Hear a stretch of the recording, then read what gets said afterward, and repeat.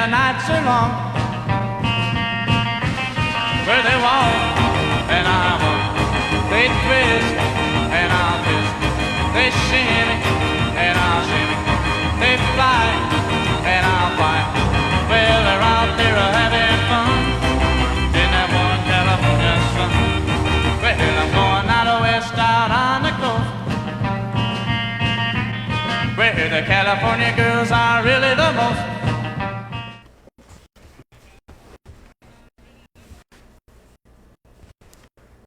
All right, well, good evening. I'm Carbon County Commissioner Chris Lukasevich, and thank you for joining me on this Sunday, Mother's Day.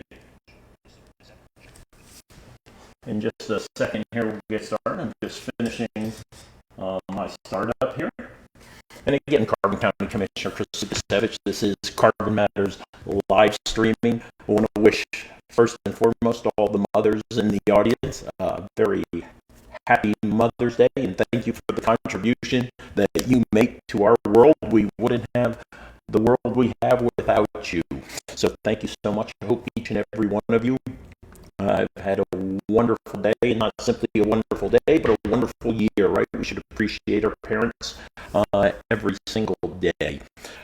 This is kind of unique tonight. It's not a Thursday night. I will tell you, just there's so much information that has been building up over about the past 4 or 5 weeks in between sessions of Carbon Matters. I said I want to get one more in before Tuesday's 16 May primary. So I'm actually going to really take my time tonight, nice and slow. I'm not going to be in a rush. I got a ton to go. Stay with me as long as you can. I won't be able to take phone calls tonight at 570-503-6780. However, after the broadcast, you can go ahead and give me a call. I'm actually using my iPhone as my additional camera on a different angle tonight. So please no calling 570-503-6780, but you can call anytime after I finish up here. Of course, like I always say, 22 hours a day. Other than 5:30 to 7:30, I'm pretty readily available. If you don't want to give me a call, see Lukasevich at carboncounty.net or see at Chris at C4Commissioner.org is another way to get in contact with me. But again, I hope everyone had a wonderful weekend, beautiful day today. Just below 70 degrees, I think, most of the day. It was great being out there. So again, if you're just joining me, this is Carbon Matters live streaming. I see Sandy said the audio is a little spotty. I can't account for that.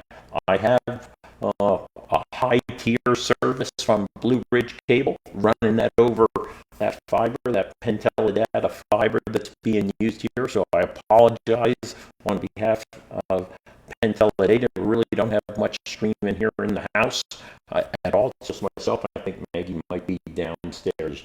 But again, this is Carbon Matters live streaming. I see Sandy is on. I want to wish again publicly Sandy the best of luck running for Borough Council in Summit Hill. And I am going to talk a little bit about the elections as we get towards the end of the broadcast. As is the normal case, I like to go ahead and build up slowly, right?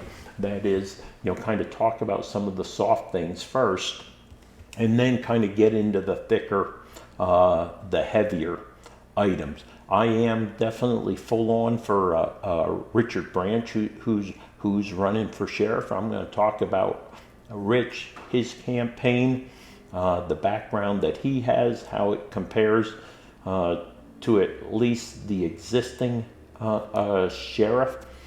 Don't know much about the third candidate. Really haven't seen much out there. Good sign.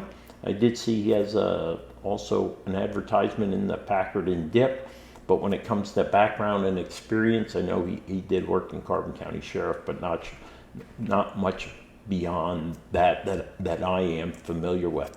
So again, I'm going to be talking about Rich Branch here in the second half of the program.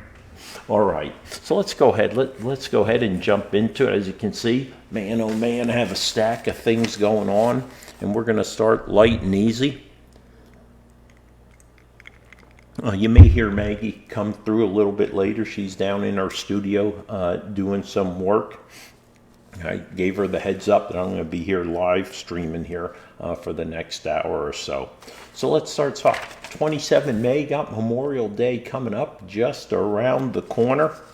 I was excited to see Reading and Northern's going to start running from Pittston, right? From Pittston down into Jim Thorpe here. And that's going to start with the inaugural train on 27 May.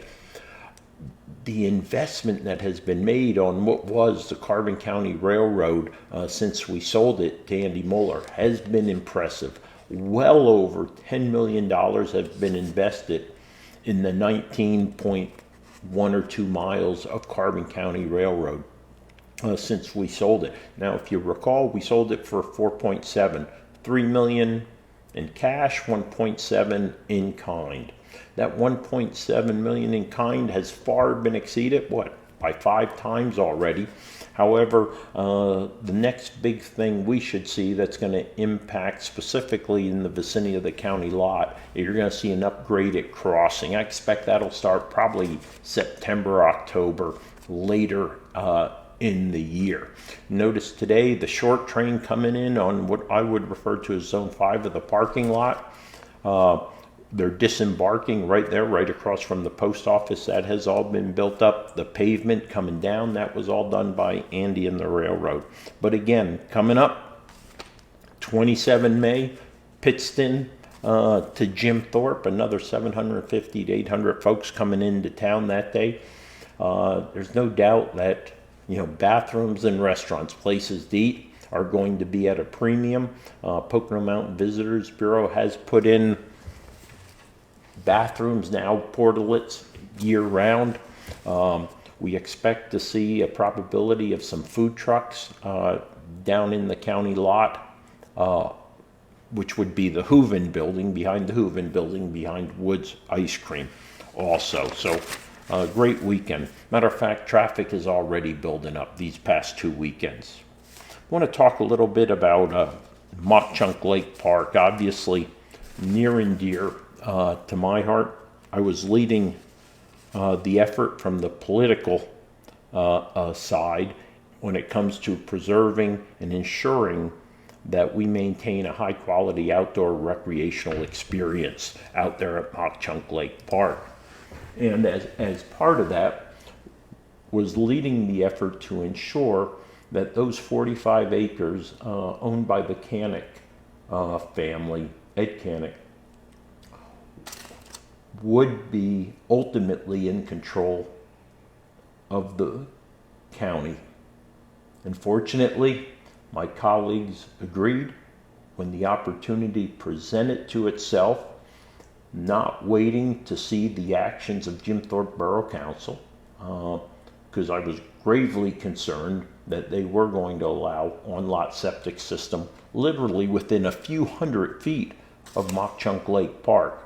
But in lieu of waiting to them to act, either act outside the best interests of the residents or otherwise, we took the lead and bought those 45 acres. That did settle that property. We did have the closing about 4 or so weeks ago. So the Canick property, those 45 acres, running from the Summit Hill line towards Jim Thorpe to about 200 feet past the breast of the dam along the Lentz Trail on the upper side. The north side is now property of Carbon County, and that'll be forever protected. I did notice basically that same night, Jim Thorpe Borough Council says notices to septic zoning change. Well, of course they did. We gave them an out. I think otherwise, if we wouldn't have purchased that property, I think they would have gave in, and there would have been sufficient majority in the Jim Thorpe Borough Council where we would have septic systems in much closer proximity than a half mile to Machunk Lake Park on the Jim Thorpe side. So thanks to my colleagues for helping out on that. All right. Carbon to spend $600,000 on upgrades. What is that all about here? Oh, the HVAC system. There we go. So we are upgrading the HVAC system up at the animal shelter. Obviously, the air circulation was a significant problem. It was known well before our animal shelter operations and risk management study done by Lehigh Valley Humane Society in the Pennsylvania County's risk pool.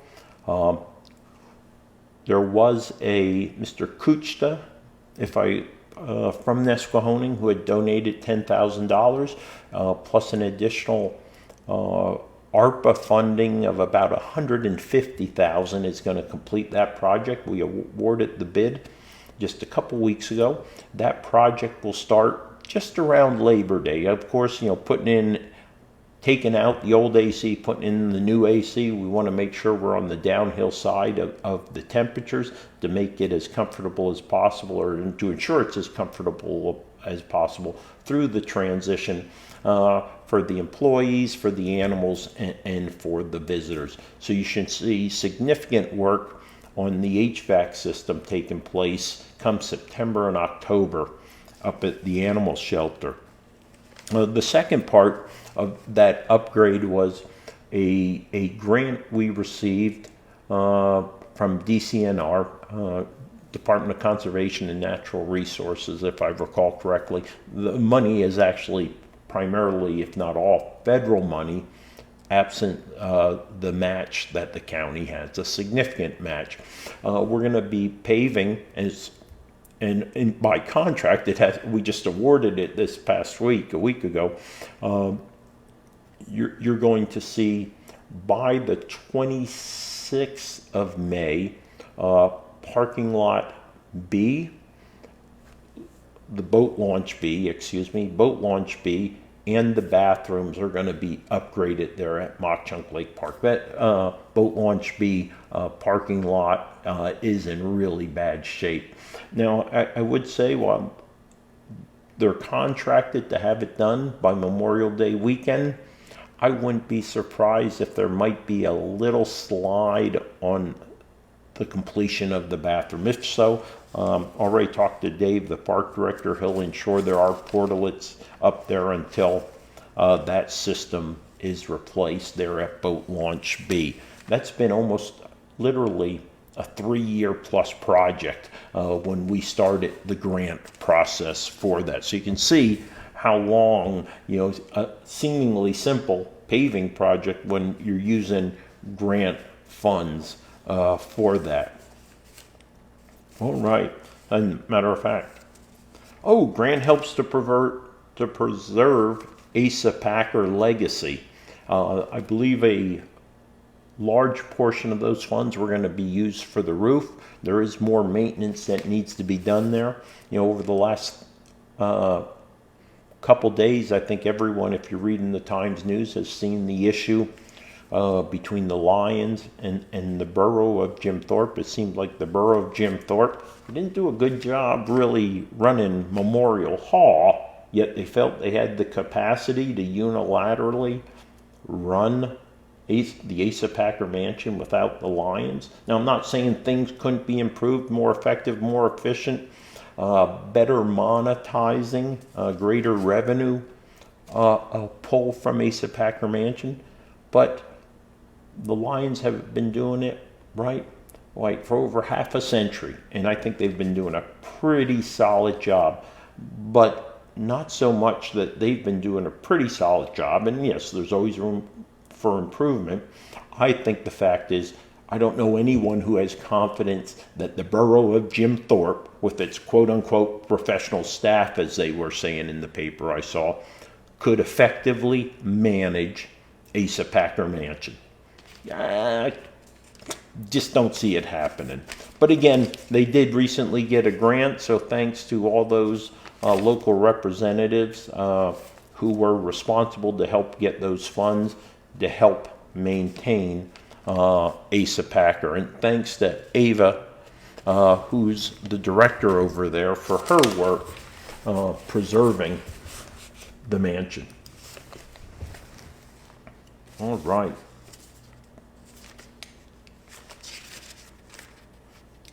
Oh, we had 4-H program recognized in the county. I recall that. Great group of young Americans, fully engaged in farmland preservation, farming activities. We were talking chickens, cows, rabbits, steer, livestock in general. And in that regard, the Carbon County Fair is about 2.5 months away. If I recall, it's the second week in August. So if you're able to get out there, as it runs Monday through Sunday, if I recall correctly, please ensure to get by the 4-H areas, visit all the kids who are committed to a critical element of our area, of our economy, of our culture, of our history, right? Farming in Carbon County, and going right alongside with that, of course, is the fine young boys and girls who are part of 4-H here in Carbon County. Very strong program. I did see Carbon County is looking at adopting a new gun process, so you can basically start your concealed carry, license to carry, concealed carry permit process online, have all the paperwork filled out prior to arriving. Just have to then show your ID and get your picture and get your concealed carry card. So check into that if you have to renew or you're getting for the first time your concealed carry license. If you're just joining me, this is Carbon Matters. I'm Carbon County Commissioner Chris Lukasiewicz. Bob Stiddy, hey, I see your comment there. Who is Rich Branch? Rich lives up the mountain, a career police officer. I'm going to talk about him in about 15-20 minutes, or it might even be longer. It could be 2 hours the way I'm going tonight. But I will tell you, from what I can see, he's, of the 3 candidates running for sheriff, he is absolutely the strongest, has the best credentials.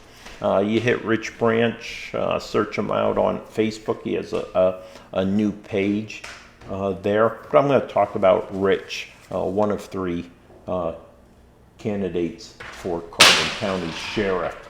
And that must have been Maggie going by. Hey, Max. Hey, oh.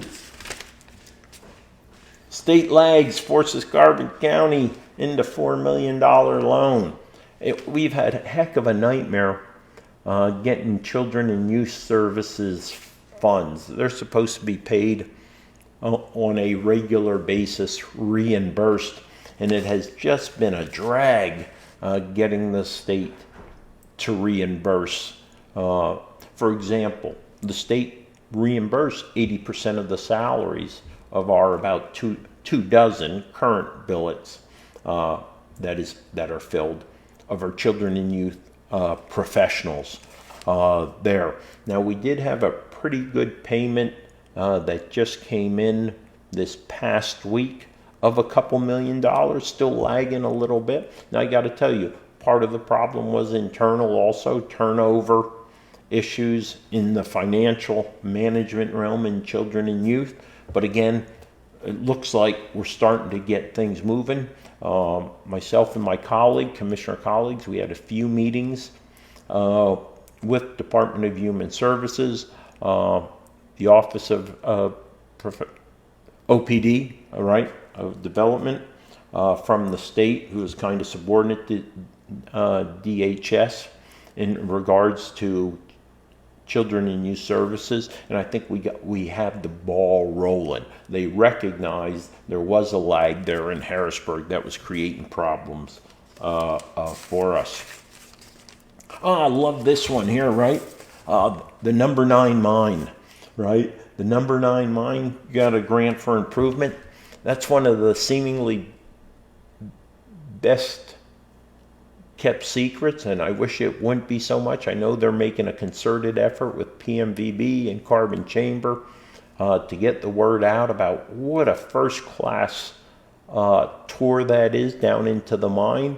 I'll tell you, their museum is chock full of interesting history of the mine, of anthracite coal mining here in Carbon County and beyond. If you haven't been up there, I would definitely highly recommend getting up to the number 9 mine in Lansford. All right. If you're just joining me, I'm Carbon County Commissioner Chris Lukasiewicz.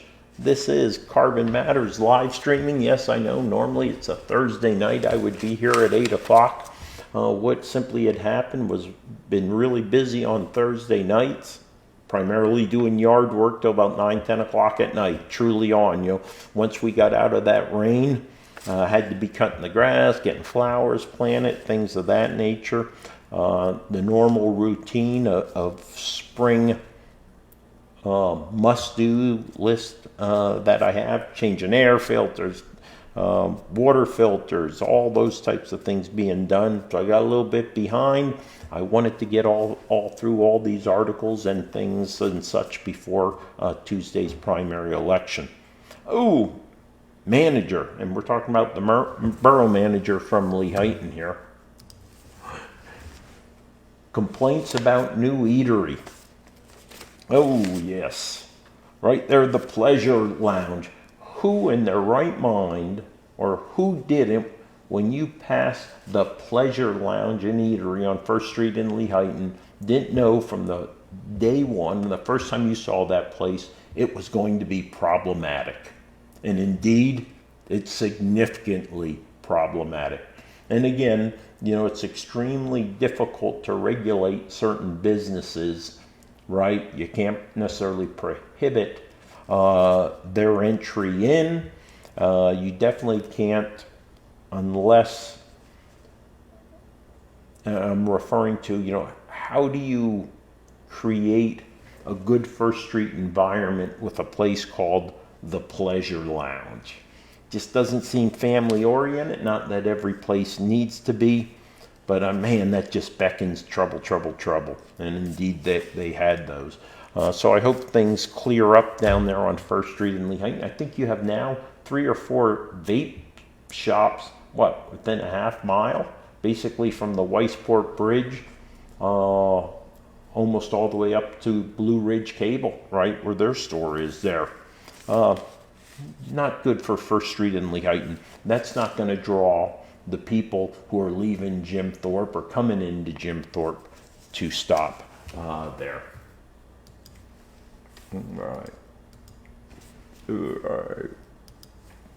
All right. Warning for the Lehigh River. Conservation group declares it endangered.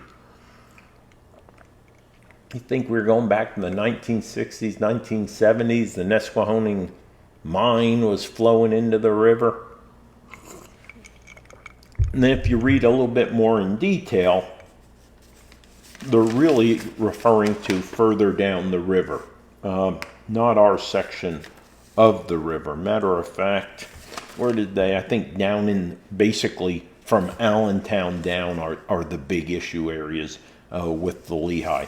I think the Lehigh River, from the Francis C. Walter Dam down to Allentown is probably in excellent shape. And gosh darn it, don't we wish the students at Jim Thorpe High School had Mr. Jack Stever, who used to do the river study with the senior class every year to help monitor the quality, or the bad quality back then, of the Lehigh River. So warning alarm for Lehigh River. Yeah, absolutely.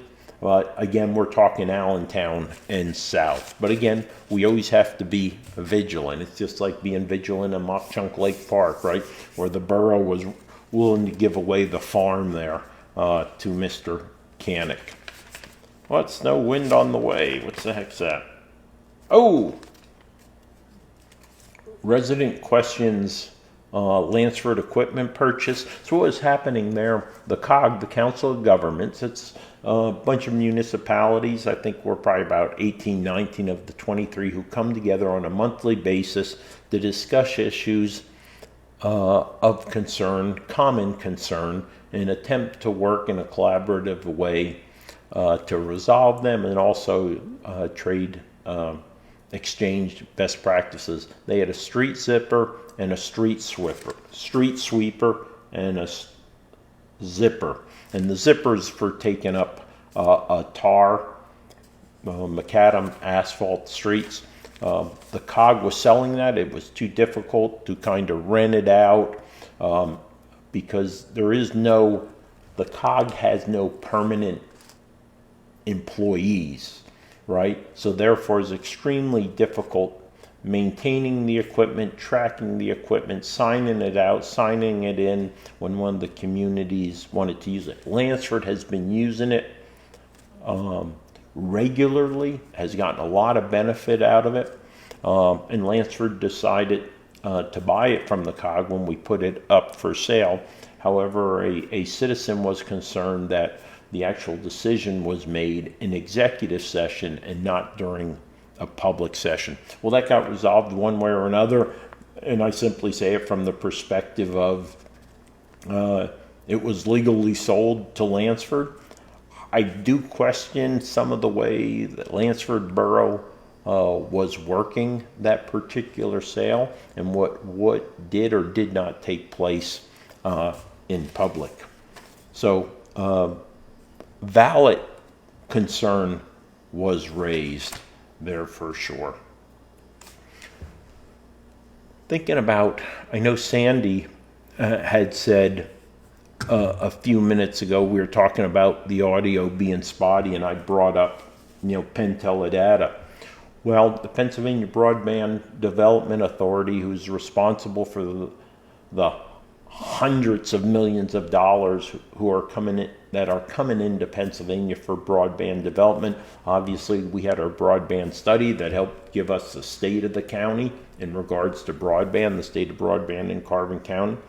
I've now had communication from 2 additional providers who will be meeting with the Board of Commissioners or myself. I tend to have the lead for broadband within the county just because it's a passion area of mine, something I'm interested in, something I'm pretty deep in knowledge about, simply because of working the broadband study, being the vice chair of the County Commissioners Association of Pennsylvania's Technology Committee. But this one is Comcast is eyeing service in Carbon and Schuylkill. I spent about 45 minutes on Thursday or Friday with Verizon. Verizon showed we have about 942 homes that are shown as unserved or underserved. And they're going to be putting together a proposal to show Carbon County in which they feel they could address those particular 942 homes who are or underserved. So look forward to Comcast also speaking with us. I think they're scheduled within the next week or two.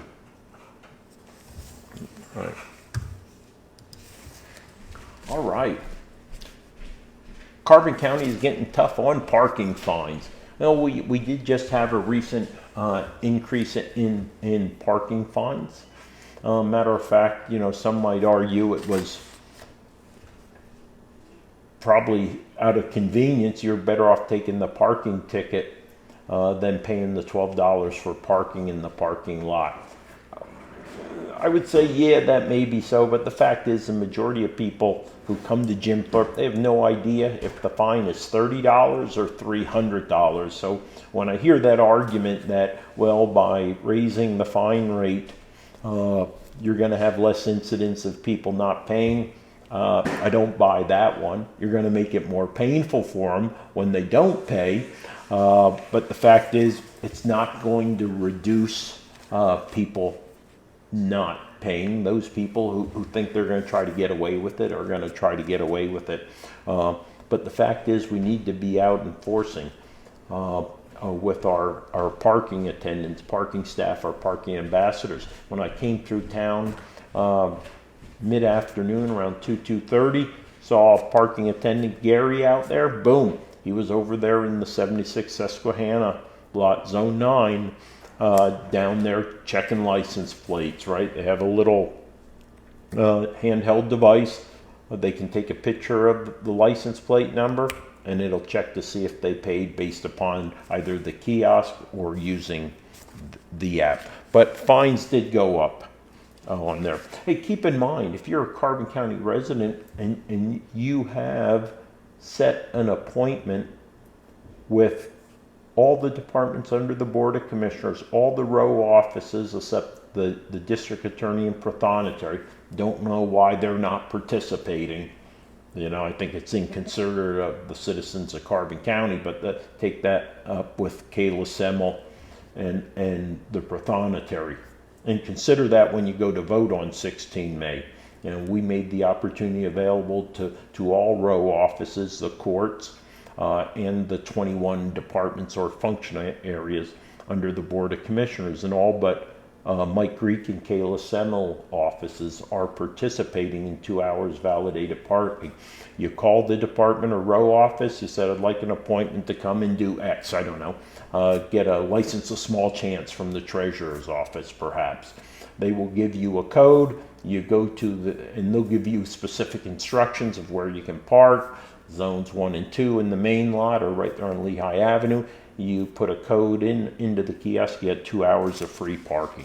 This is one of my greatest, not one of my greatest accomplishments, but one that I most appreciated actually coming to realization and stuff. A small thing, but again, an important one. Children and youth, Carbon County Children and Youth Services, currently in 76 building, 76 Susquehanna. I mentioned them a few minutes ago about some of the repayment from the state. They're going to 525 Iron Street right after the election. They'll start moving, so the very beginning of June, right after we certify, really more or less. What happens is 20 days after the primary, we have to certify our election results. That'll free things up of our maintenance staff who go out and recover the machines and stuff. We'll start moving in children and youth to 525 Iron Street. Again, I am not a believer in decentralized county government. It creates greater tax burden, right? So now you have individuals who regularly are in court. Now they're going to have to commute between Jim Thorpe and Lehighton. Now your IT staff are going to have to travel to Lehighton to do certain IT services. Now you have to have another cleaning team or cleaning person contracted.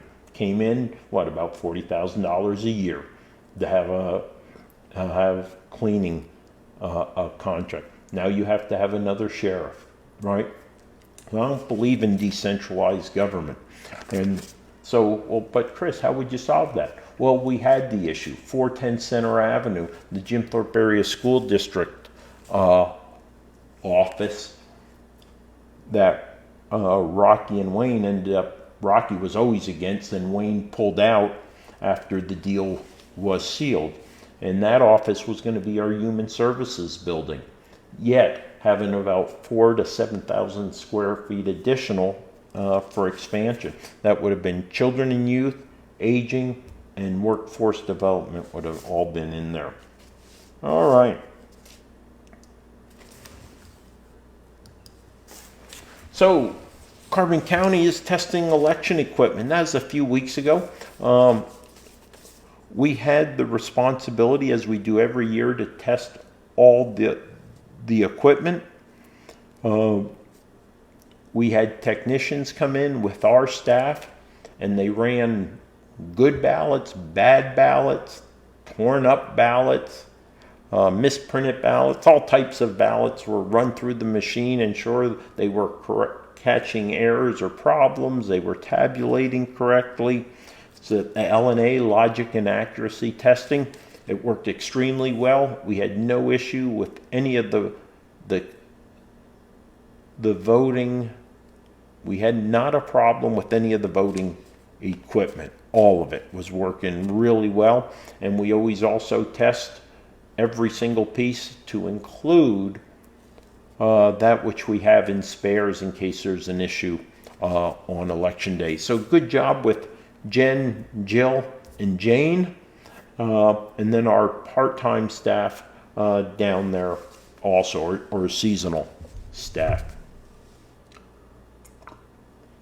Well, if you're just joining me, I'm Carbon County Commissioner Chris Lukasiewicz. This is Carbon Matters live stream, and I'm just taking my time catching up on a lot of built-up activity that has taken place over about the last 6 or 7 weeks.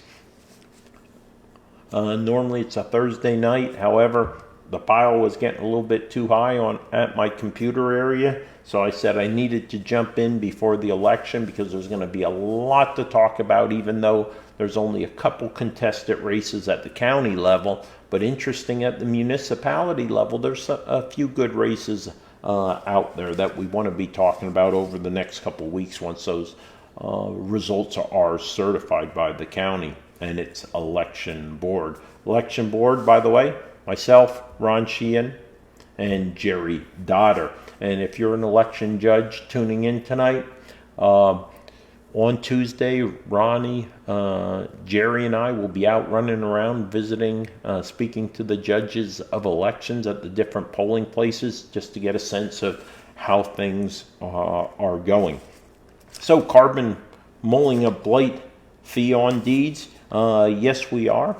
Working on the documentation to make that happen by the beginning of the year. It's a mixed bag, $15. I did see there's some legislation looking at increasing that an additional $1 or something. I think that Senator Argyle has that particular bill that's in there. But nonetheless, we do have a significant blight problem in Carbon County. I know Rob Stiddy's probably familiar with right behind his house on Center Avenue, 204, 206 Center Avenue. I think I finally have it worked out for Judy and that family there in 206 using the funds, 1.04 million or whatever the county has. Dave Bodnar, the planning director, is working with me, and specifically he's developing a program specifically for double homes, which we have a lot in Carbon County, and we have quite a handful that have notable blight issues on one side, yet families trying to live on the others. I'm going to use kind of as my pilot for it, 204, 206 Center Avenue. We'll be meeting with the borough of Jim Thorpe here shortly to work out, how we take our funds from the whole home repair program, combine it with the blight funds that the borough has, and get that one side, 204, demolished, and then for 206 build the necessary foundation and the wall so that remains a habitable home there. Working on that. Oh, this is a big one. Getting rid of a whole bunch here all at one fell swoop. Water leaks, water leaks, water leaks. We had 3 different water leaks. Had one start in our IT room, which is on the 3rd floor of the administration, or the annex as we used to call it. Came down 3rd floor, 3 floors. Some significant damage there. That is to be repaired shortly. Fortunately, no issue with the IT servers and stuff like that, but there was water coming down through the 1st floor. That started in a small bathroom. A small feeder tube of water broke there.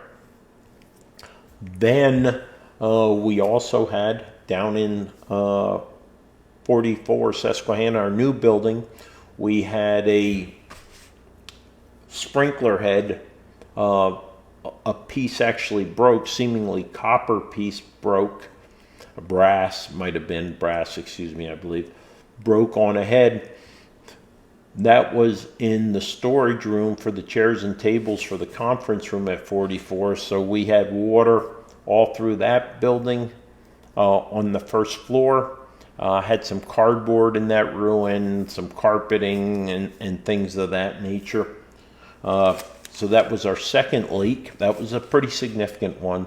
And then a third one at the building I spoke to were Children and Youth Services, 525 Iron Street. There was a small issue there, but that was in the basement, not any significant problems. But we had our 3 leaks, and hopefully that is it for a while.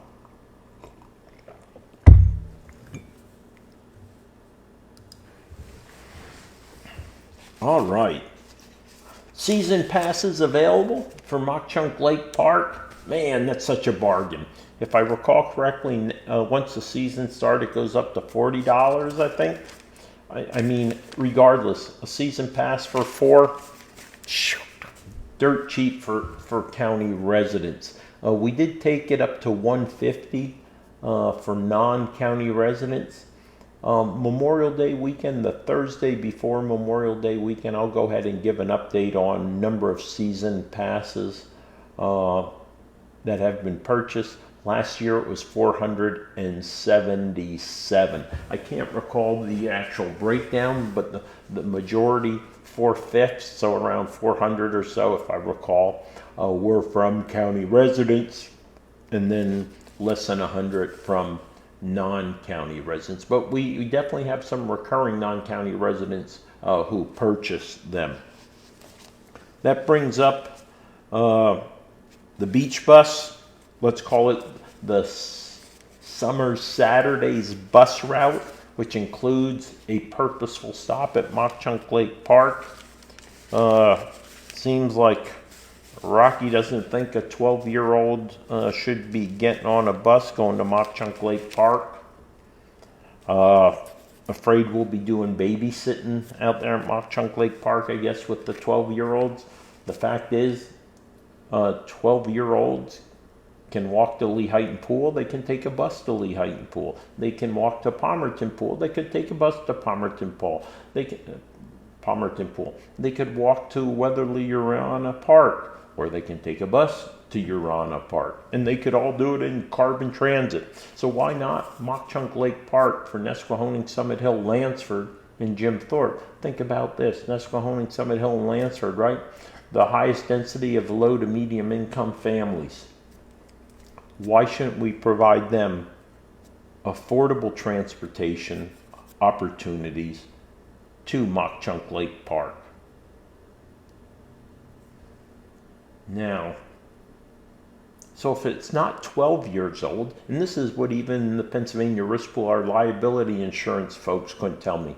I said, well, if you're not quote unquote comfortable with the 12-year-old, so what age should we be comfortable with going to Machunk Lake Park, not accompanied by a parent or a guardian? Is it 13, 14, 15? Can't be 16, right? Because 16-year-olds will drive out there themselves. Is it 15, 14? Every time I talk to them, they can't tell me.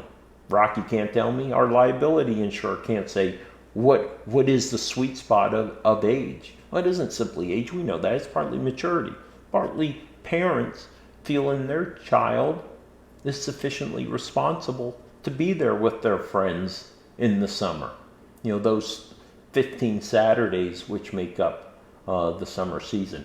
Now, because of the 30-day route advance notice requirement that Atlanta has, we're going to revote for the third and I suspect final time on 1 June. And so we could potentially have the Saturday's bus run that will stop at Machunk Lake Park by 4th of July weekend. Rocky says no way is he going to vote regardless, but again, he can't come up with a solution or an age. What is the appropriate age for a little kid to get on the bus? Well, we know You know, if you were anywhere in the country, 6 years old, 7 years old, 8 year old, we have kids all over this country, Philadelphia, New York, Pittsburgh, Harrisburg, getting on a bus at 6, 7 years old, getting on public transportation at that age and going to school in our major cities. But they can't go to Machunk Lake Park. Well, what about senior citizens who would like to go to Machunk Lake Park, or other residents or families? It's not just a children's bus. Matter of fact, the other thing that really disturbed me is the liability insurance. I said, how many kids does this impact? How many 12, 13, 14, 15-year-olds are there in Nesquehoning, Lansford, Summit Hill, and Jim Thorpe? They couldn't tell me. I gave them the number. Simply, you can work census data to figure it out.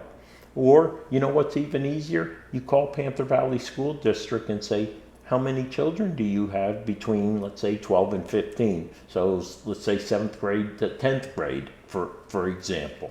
Right? You call the same to Jim Thorpe, understanding though about 2/3 of those kids are probably from out the mountain, right? So they won't necessarily be jumping on that bus that simply goes to Jim Thorpe, right? Now you start figuring out probability, right? So if there's only 141 kids in those three communities, how many are 12, 13, 14, 15, right? Probably about 25 each. Well, how many of them are going to be going to the lake? Well, the bus only holds 14 individuals.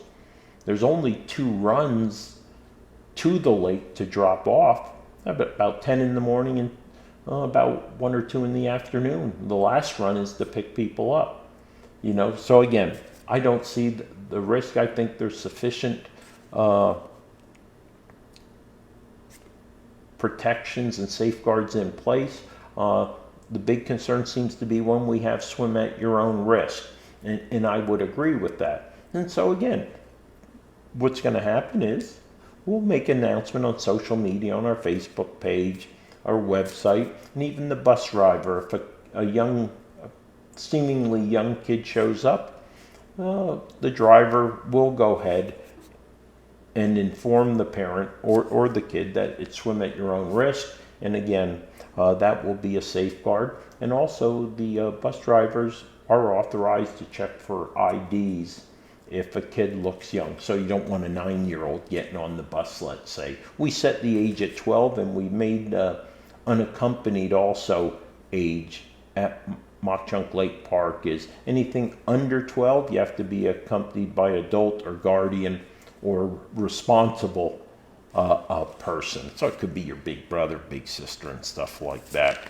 So I'm probably most disappointed in Nesquehoning, Summit Hill, Lansford, and Jim Thorpe borough council members.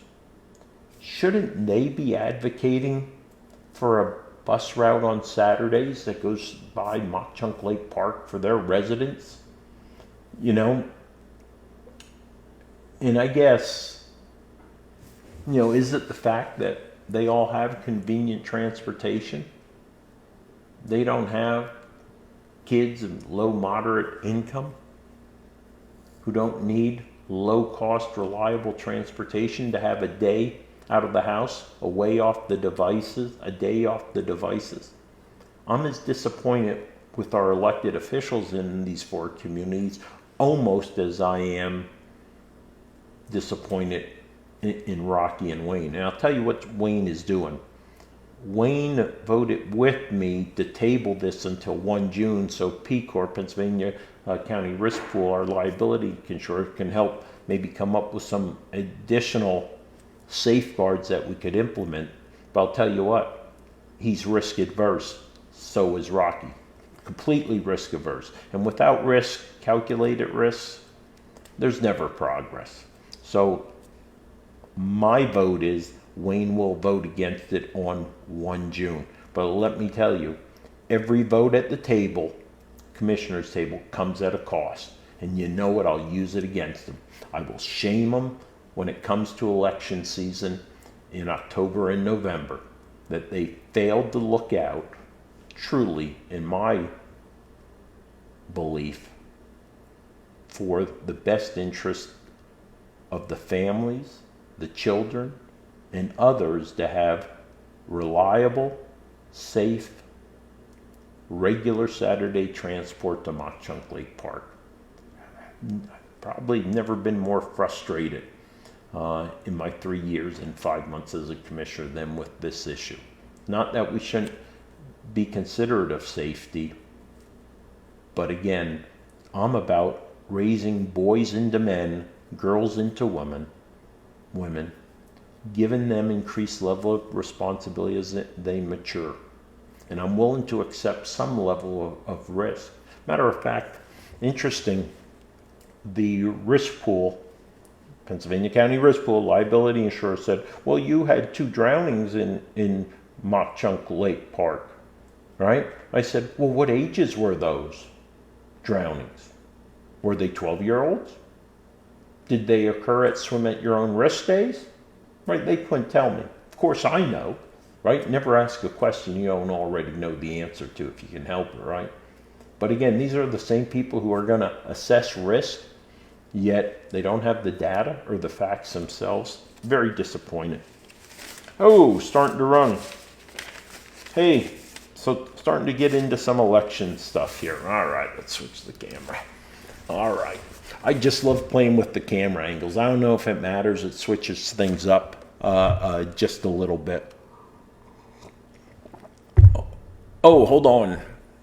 Diane, what does the pass include? Are you referring to the pass to Machunk Lake Park? If you're referring to that, I'm sorry, I was looking at my other camera, so I couldn't see the feed, even though it's on I have an iPad underneath, and the print's too small. Diane, so if you're referring, the Machunk Lake Park pass just provides access to the beach and the picnic area. It doesn't include camping or pavilion rental.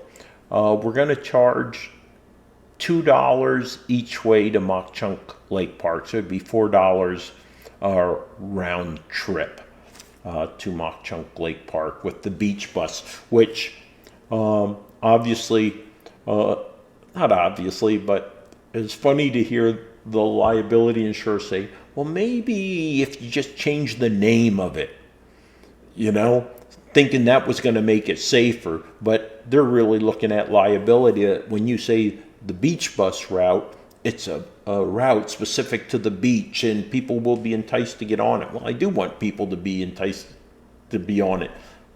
Machunk Lake Park is a wonderful beach, wonderful picnic areas, great outdoor recreational place. Of course, I want people to know where this bus is going to. And all over this country, right, metro and bus systems use the terminal point, the terminus point, the final point of their destination often to name their route. Franconia Springfield Station, right? The blue line in DC, for example, right?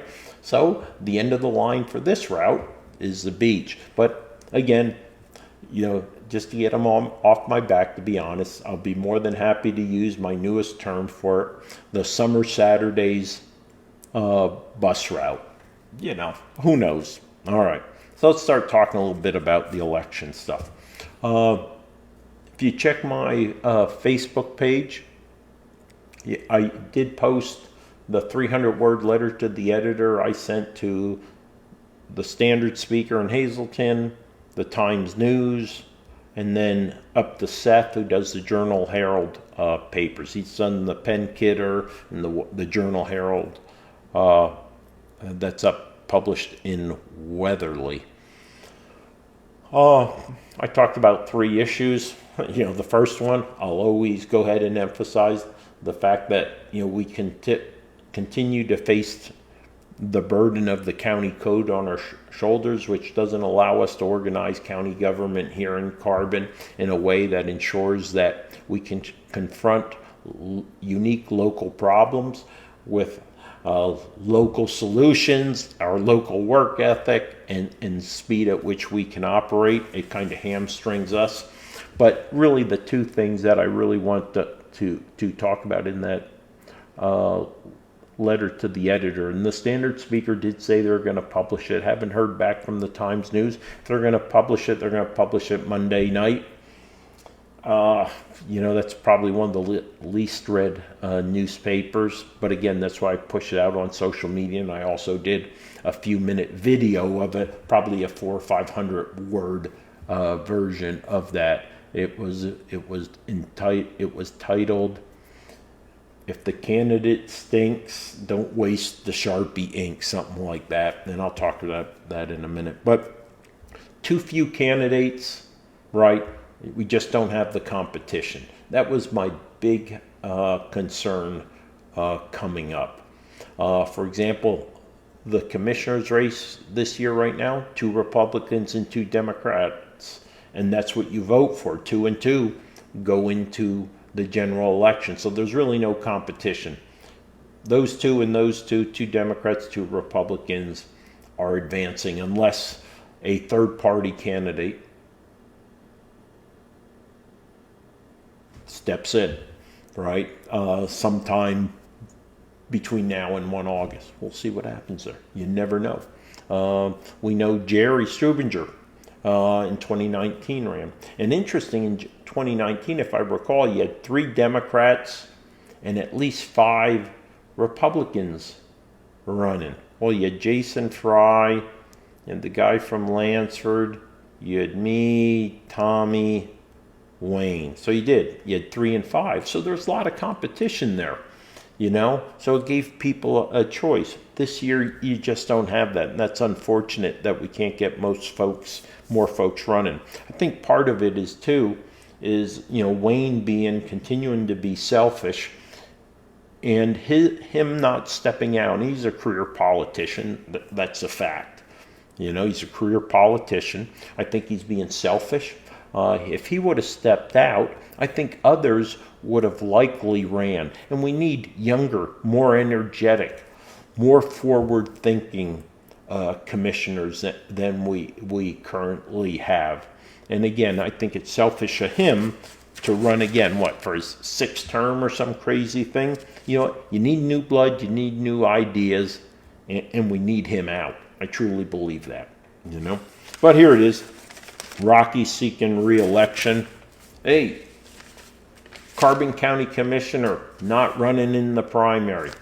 That must be notification of my... Lukasevich said that he changed his party affiliation to retain maximum flexibility to achieve any and all of my planned political aspirations and desires relevant to the county level office. It'll be interesting to see. Does anyone think a independent, non-affiliated of the major parties could win in Carbon County? I believe the right candidate can win, right? You don't have to win. You don't have to be number 1. You don't have to be number 2. In the commissioner race, you only have to be number 3. Compare the difference of votes between the number 1 winner and number 3, right? Think you can make that? I know last election, over 2,000 independents, non-affiliated voted. We'll see. Interesting. Sounds like a good math problem to start. All right. Times News said send your election letters. I did. We'll see if they publish it. All right, let's see. All right. You got the commissioner race. Oh, we ready to jump into the sheriff race? Not quite. Oh, Carbon ready for election. I don't know which. That's a more recent article. I think the good point is our polling places are well manned. Our staff is full up. Jen, the new director, has been doing great. A new assistant director, Jill. And I gotta say, Jane, thank you so much, Jane Krebs, for all the work she has done to help bring on board and flatten the learning curve for Jen and Jill. And I know Lisa Dart has been helping in a contracted role also. But day in, day out, Jane Krebs is there. And thank you so much, Jane, for all you've been doing. So let's check some of the other races here. Prothonotary, Kayla Semmel, No competition. Bear in mind, though, she didn't sign up for validated parking, so that's a no vote if I were voting in this election. Remember, I'm an independent, so I don't vote, but Molly and Maggie do vote. District attorney, no competition. Didn't sign up for validated parking for you, free parking for you. If you have a meeting, wouldn't vote for someone who wouldn't participate in a validated parking program for county residents. Something just starts the living heck out of me about that. The coroner, I'm all Bob Miller. You saw my post maybe a few weeks ago. As far as I'm concerned, if you're of my generation or a little bit older, he's our Quincy ME medical examiner. Bob's a great guy, does a good job, has a bunch of deputies out there, doing a pretty psychologically difficult task. So I think highly of Bob Miller and the job he's been doing as coroner for many years, and I'd ask you to consider Bob when you go to the polls. I know there's some Republican wanting to do a write-in. So this is one of these things where a guy or a person is persuaded to jump in there just because of the numbers game, right? If you recall, I published, as did the county, the voter rolls for eligible voters for this election. I believe it was about 21,000 Republicans and 14,000 Democrats. So that's kind of 3-2. So for every 3 Republicans, there's 2 Democrats. So if no one's,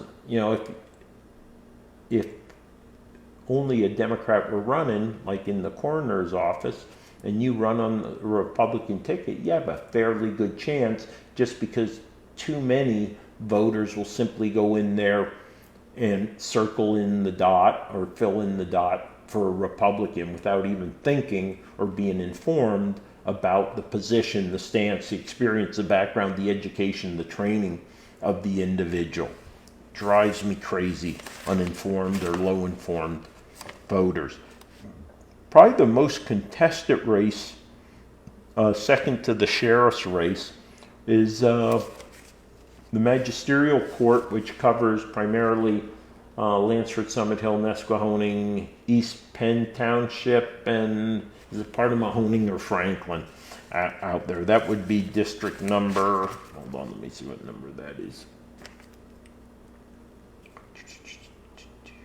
Oh, District Court 56303. What do we have, like 7 candidates running? Beth Dodson, Eric Flyard, Henry C., Billy O'Gorick, Kelly Sheridan, Frank Schubeck, who's also a work release up at the prison, and Sean Smith are on the ballot. And that's the one Kashulik retired. We do have a bunch of school board races, of course, taking place also. All right. So sample ballot. If you go to CarbyCountyPA.gov, go under elections, and you can find sample ballots. It's good just kind of do as a primer for the election. Keep in mind, most, and I can't say all of them, there might be 1 or 2 that aren't, two-sided, right? The ballots are going to be two-sided. So don't forget, there is a little note that says, vote both sides of the ballot, right? There'll be a Republican and a Democratic ballot available, obviously. You'll get the one that is based on your party affiliation. The Sharpie. This is a little bit thicker than what we use. This is the Sharpie that we use to mark the ballots. But as I said, as you look at these races, if a candidate stinks, don't waste the Sharpie ink. All right? And why do I say that? Because I'm a firm believer that there is a potential that in these races that are not contested, that have low competition, that we, by not voting for candidates and showing an undercount, that means one particular candidate might have, 7,000 votes, but maybe his running partner has 2,000. That might help entice some third-party candidates to run in November in any of the races, all the way down from the boroughs, the township, the school districts, all the way up to the commissioner's race. And again, never should we simply be filling in the dots simply because of party affiliation, right? We should be filling in the dots because we've done our research and we're confident that that particular candidate is ultimately going to do what's best for you, your community, and of course, your greater community, your county. So you, your family, the county, right? So please consider that when you go to vote. Don't waste the ink if the candidate stinks. But those are the sample ballots. Let's talk for a few minutes about the sheriff's race.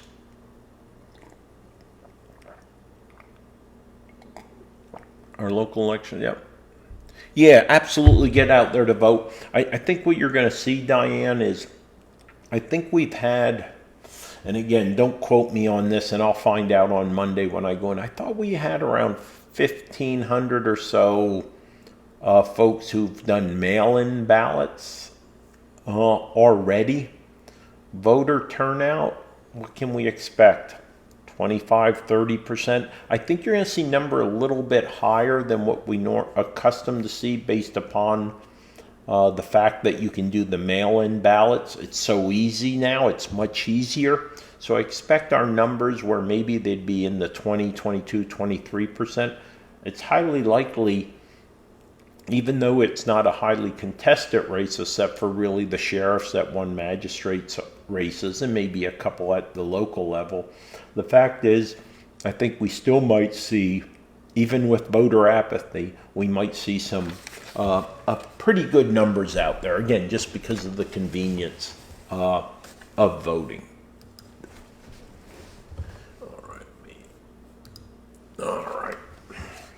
All right. So let's talk about, and I'm going to be frank and candid as I talk here. And I do need to say, if you're just joining me, I'm Carbon County Commissioner Chris Lukasevich. This Carbon Matters live streaming. It's a regularly occurring live streaming session that was based on my blog called Carbon Matters, which was from my c4commissioner.org website. I've been doing this into my 5th year of doing these live streamings where I like to discuss notable issues of the past month or two occurring primarily in the political realm, be it the municipality level or the county level. So thank you for joining me. I appreciate the presence of each and every one of you to be better informed citizens as you go to vote or you go to about your day-to-day business here in Carbon County. So 3 candidates for sheriff. I'm going to name them in order that they appear on the ballot. Keep in mind there is proof that a few percentage point push goes to the individual who is listed first on the ballot. So on the ballot, it'll be Daniel J. McLean Jr., Daniel G. Ziegler, and Richard Stevens Branch Sr. So the 3 sheriff candidates. So let me start with what I know of Dan McLean. Obviously, there's a McLean family here in Jim Thorpe. I'm sure related. I understand that Dan was a deputy sheriff under Ziegler. I don't recall if he's still, but I don't think so. But again, he may be a deputy sheriff. He has a good sign. Maggie and I agree. We like the sheriff star sign. That's good. I will tell you, because I pulled all the financial filings. I do every year. I pull, in county level races, I pull all the financial filings, post those online as I did for the commissioner's race and the sheriff's race. They're all on my C4 Commissioner Facebook page. I did both images, and then a few days earlier I actually just did the Google Drive link. I have a public Google Drive link that I provide documents that the public can access in PDF. So you could see the filings there. The 2 times I went down to pull financial filings, the day they were due and a few days later, McLean had not filed. Now, if you expend more than $250, you have to file. You start accumulating fines of, I believe, $20 every day, for which you don't file. Your second Friday prior. You have a requirement the second Friday prior to the primary. You have to file your financials. And likewise, you have to do one 30 days prior also. But he had not filed. So again, I don't know who his supporters are when it comes to financial support. There's no doubt with the signs he has, the ad down in the Packard and Dip, he's clearly has expended at least $250. So I'll have to check in later this week to see if he actually did file. Again, though, my issue always is if you're not paying attention to campaign financing. I'm going to tell you, the campaign financing handbook, it's pretty clear, pretty easy. Even the financial filing form in the packets that we give to candidates clearly shows that if you expend more than $250, you have to file. So again, that has to weigh into your consideration of electing an individual. But that, of course, shouldn't be the only thing. Yeah, honest mistake, oversight, perhaps. All right, number 2. Dan Ziegler. So when Sheriff Harvilla, a Democrat, retired, Dan had already been working for him, right? He was the second in command, let's say, there in the sheriff's office. Obviously, Tony brought in a Democrat, Dan Ziegler, to him for that position. So Dan's a lifelong Democrat. Although I do see he says conservative Republican, one of us. I do see here it says conservative Republican. I don't know how you become a conservative Republican in 6 months. Right? Conservative, whole life registered Democrat, and all of a sudden he says, oh my gosh, I'm a conservative Republican. Maybe that has to do with he saw the only way to re-election was disassociate himself with the Democratic Party and leech on to the Republican Party and get folks like Mike Creek, Senator Argyle, Jean Papay, quote unquote, conservative Republicans to endorse him. Why would you do that? But anyway, I digress, but I'm going to continue anyhow. So Dan's a lifelong Democrat who converted to Republicanism here, December of this past year, so about 5 or 6 months ago, now running as a conservative Republican. 3 issues I'll bring up first. And while the one was discussed in executive session, it was brought up by a private citizen who brought it up. So it is public record. 1, in a county sheriff's car, on the way home, I suppose, stopped at Dunbar to pick up beer in a county sheriff car. I think that was about 1.5 years, 2 years ago. That's been a while. All right. All right. We all make dumb mistakes. I don't know how you see going to pick up beer in a sheriff's car is a dumb mistake. It's just a mistake. Starts to call into question your judgment, to be honest. Number two, the day after petitions were due. So these are the petitions. You have to get 100 signatures signed to be on the ballot in the primaries.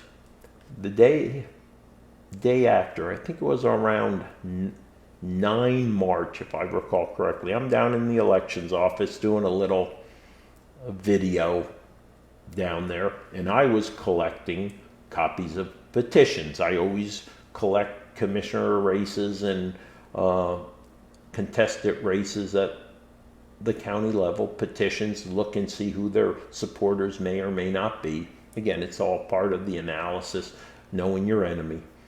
I'm in there, and this newly minted female sergeant, deputy sheriff, comes in to the election office.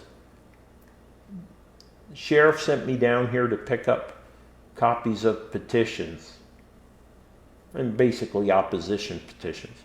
So wait, I look. So Dan Ziegler tells his newly minted, she just was promoted within the last few days to sergeant, go down to the election office, here's some cash, get me copies of petitions of my opposition. She was in uniform. She drove a county sheriff car from in proximity of the courthouse or the county lot, down, parked in front of the election office, went in uniform, on taxpayer time, on taxpayer dime, all right, taxpayer dime and taxpayer time, to get Dan Ziegler copies of petitions of his opposition candidates. Bad judgment. Number two, I'd say that's unethical behavior to ask your subordinate to even do that. Lack of judgment, lack of character. So, I get a call from a concerned county employee just the other day. It was Thursday or Friday. I believe it might have been Friday. The day prior, 2 to 2:30 in the afternoon. 2 police cars drive down the street to Woods to pick up, so 2 police cars, one each sheriff, deputy sheriff in each one, go down to Woods, pick up ice cream for the staff, and take it back to the courthouse. Take in a county car, on county time, on taxpayer dime. It's all right, you're getting paid to pick up ice cream for the staff. Now, if you were on break, your lunch, your break, and you walked, fine. But again, and let's say it was all innocent. Again, would you ask your staff to do that? Would you not reprimand them for bad judgment? Okay, so for me that's strike 3, and there's a few more, right? So then I get this mailer in the mail from Dan. Keep conservative Republican. That's BS. Not a conservative Republican bone in his body. If he really felt that way, right, he would have changed a lot faster, I would say. Keep in mind that he was appointed into the sheriff position, and then Wolf, by default, appointed him sheriff. Now, Wolf was smart. Because of some other issues, I suspect, Wolf was smart.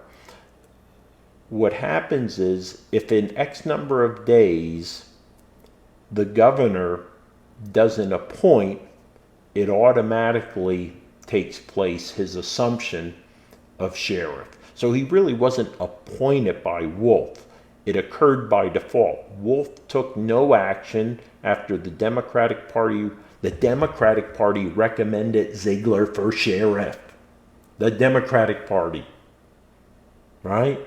Wolf took no action. Therefore, after X number of days, he automatically became the official sheriff and not a conservative bone in his body, right? Or he was lying to the Democrats. So he's either lying to the Democrats or he's lying to you Republicans today. So it doesn't matter, right? All right. So let's see. Carbon County native, went to PV, machunk, Rod and Gun Club. Nesquehoning VFW member. Indeed, I'm sure he is. He is a Nesquehoning VFW member. But let me tell you what happens when you put Nesquehoning VFW member on a mailer. What do people think? Think just a social member? You think he's a veteran, right? My first instinct when someone says they're a VFW member and it doesn't say social member or associate member is that someone is trying to give the perception that he or she is something they are not, right? And again, I'm telling you, as a politician, knowing, right? Remember, I'm a politician, elected official. That's how they think, right? That's how they think. That's going to throw a few people off. They're going to think, oh, he's a VFW member, right? What do you have to do to be a VFW member, right? There's two conditions. Obviously, you have to be a veteran, having served in the military, but also you had to serve in a war or conflict area to be a VFW member. Now, to be a social member, an associate member, a different thing. And again, I don't put anything past an individual doing to get a vote when they're desperate. Again, was he fooling the Democrats or is he fooling the Republicans now?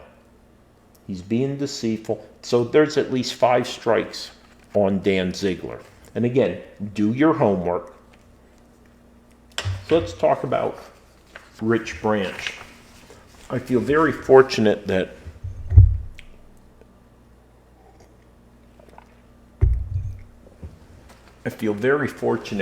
hold on, let me see, there's a comment there.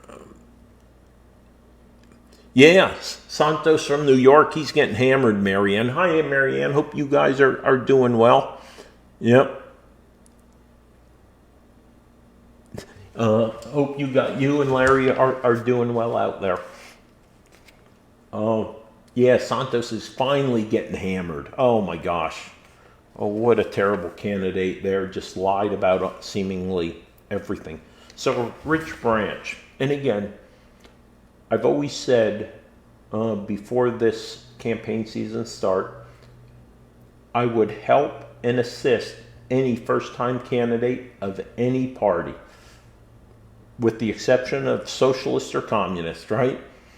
I said I would help, talk, spend time with, have discussions with, and a couple reached out to me. I had 2 great conversations. One Democrat running for office, and Rich. Spent a couple, might have been a couple hours with Rich and his wife Laura. And first and foremost, it was me getting to understand who he was, what his beliefs were. Was he a man, as best as I could assess initially through that conversation and then through further research, was he a man of integrity, a man of his word?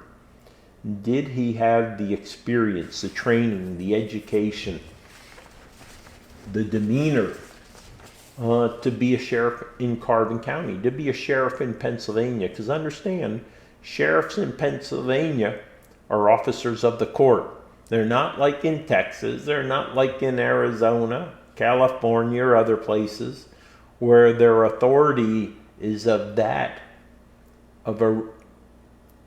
a state police officer or a municipal police officer. They don't have the same authorities, regardless of what our sheriffs will try to tell you and make you believe. They're officers of the court. That's what they are. Their authorities, their jurisdiction are notably different. Although they've been fighting for a long time to get greater authorities, it ain't happening anytime soon in Pennsylvania.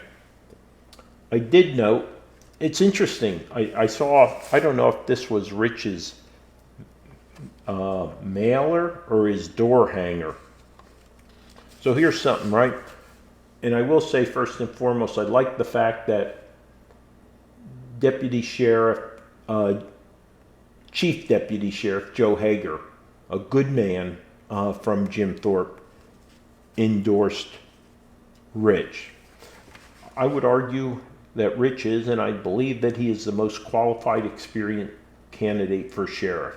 And actually, if you want to vote only because of, you know, how long, and is he a true conservative Republican, he is the only real and lifelong Republican on the ballot, right? Over his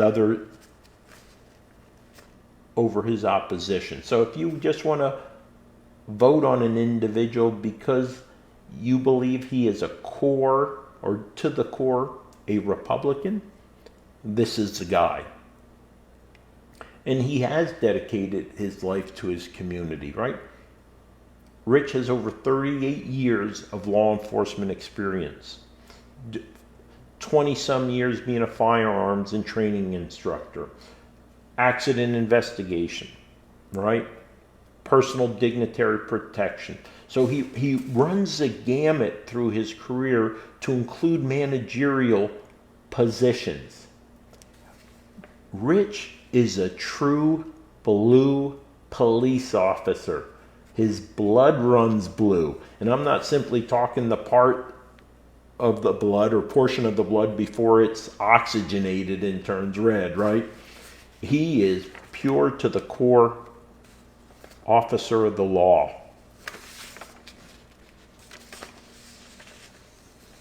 So let me see what Joe says about Rich here.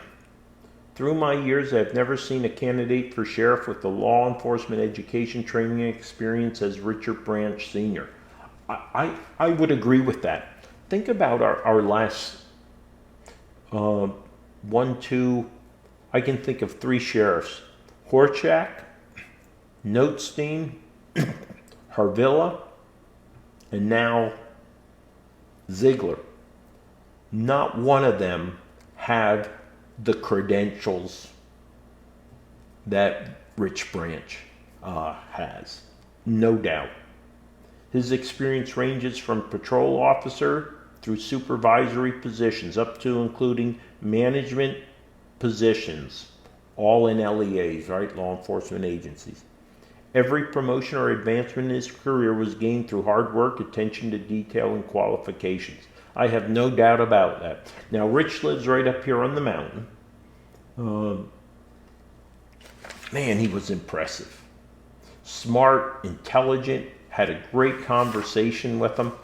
Oh, so here's Rich and his wife, Laura. Again, a great couple, great couple. And happy Mother's Day to Laura, and I know she's a grandmother also.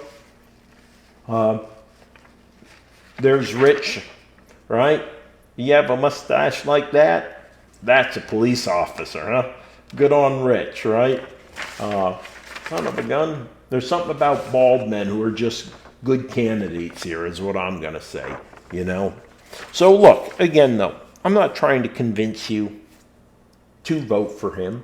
What I'm trying to convince you to do is do your homework, do your research, find the candidate in each and every race that's going to take care of you, your family, and your county.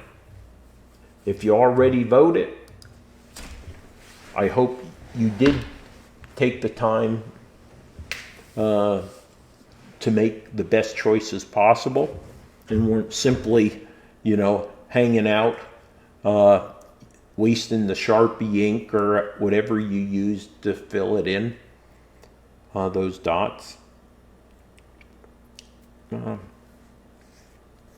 Kind of pondering here as I'm getting ready to finish up. And I apologize, this is like a marathon.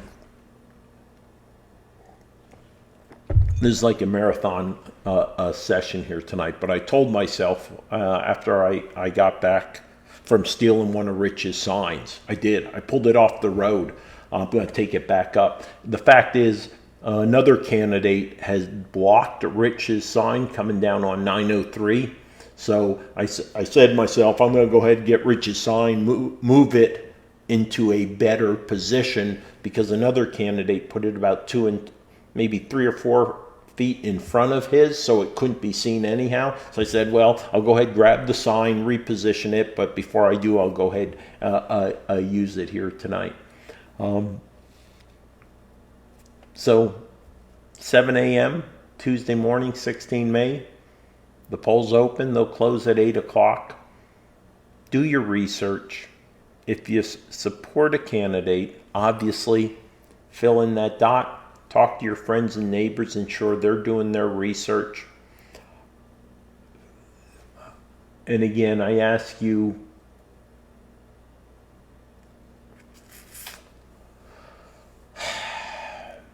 that commissioner race is a tough one because we just don't have the competition there. We don't have the competition. Disappointed. While there were 2 candidates I didn't want to run on the Republican side, I thought we would have 4 candidates there. Democrats, I expected at least 3. You have Rocky and Shane, or was it? Oh, is it Jeff? Or is it? Hold on, let me see.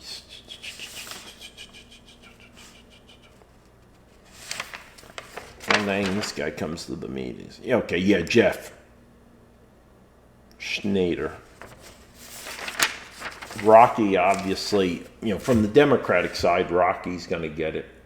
Wayne will get it as a Republican when we go to the general. The other one running for the Republican, Sifranco, he'll get it by default if no one runs, but he's kind of the guy to beat. He's low-hanging fruit.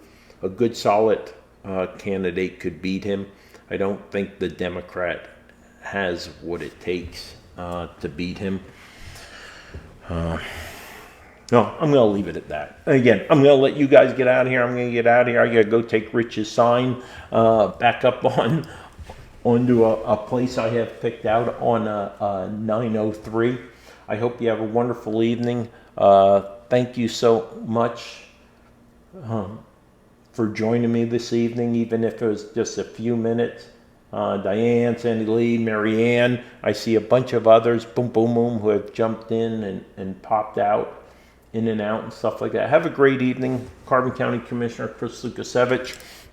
Always enjoy these evenings. It reinforces my knowledge of issues that are important to the citizens of Carbon County, or those that are occurring or are emerging, by reviewing all the news for the past 4 to 6 weeks.